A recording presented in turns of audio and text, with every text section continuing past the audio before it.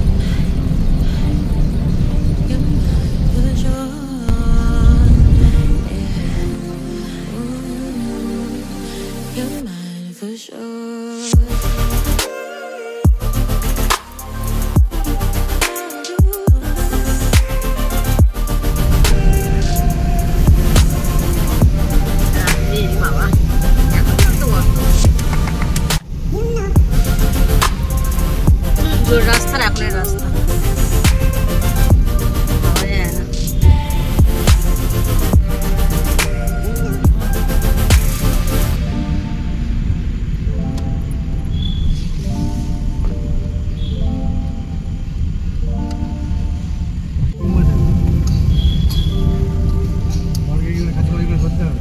সব ছেড়ে দেবো কিন্তু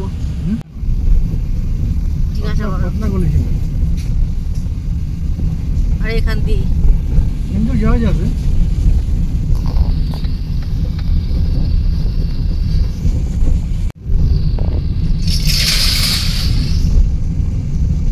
সোজা একদম একদম ঠিক না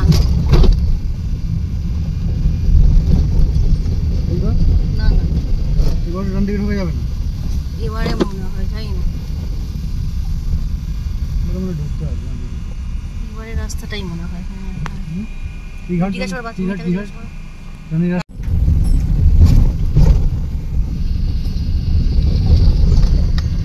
সবার আগে মানে আমরা চলে আসি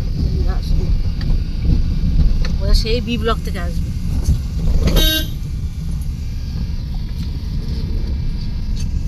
বৃষ্টি হয়েছে না লোকজন নেই আর আজকে বেশি থাকেও না কল্পতরুতে থাকে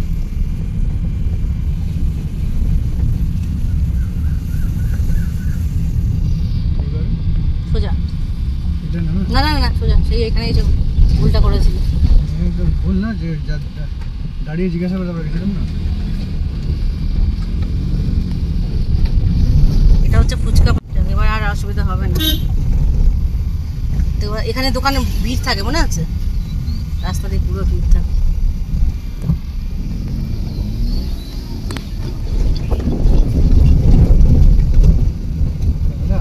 বেশি খাবার নেই আস্তে আস্তে করে খাওয়া যাবে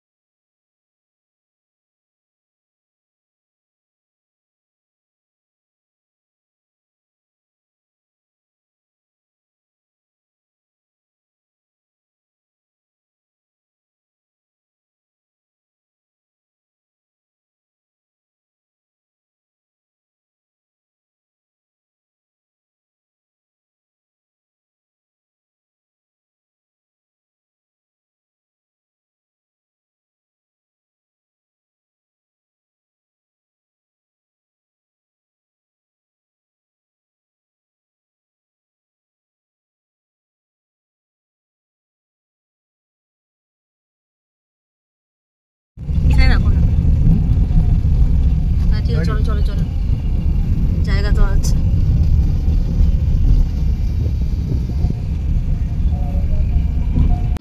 সারদা মাকে পুজো করলেন ষোড়শ উপচারী গতকাল রাত্রে শ্রী শ্রী জগন্মাতা নামে প্রতিষ্ঠিতা মা 1974 সালে প্রতিষ্ঠিত হয়েছিলেন।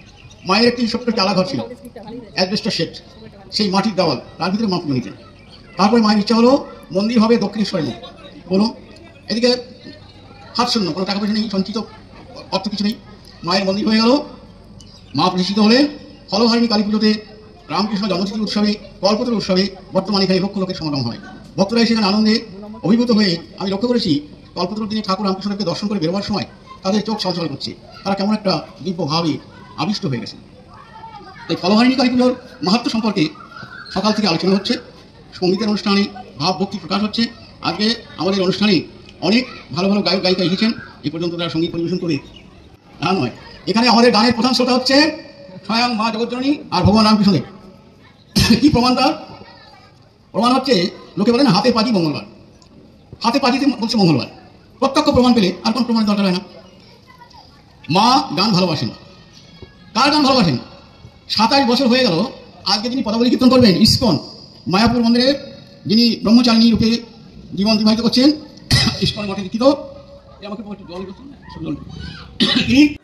পরে একদিন ফাঁকায় ফাঁকায় আসবো, এই দিকটা করে একটা রাউন্ড হয়ে যাবে।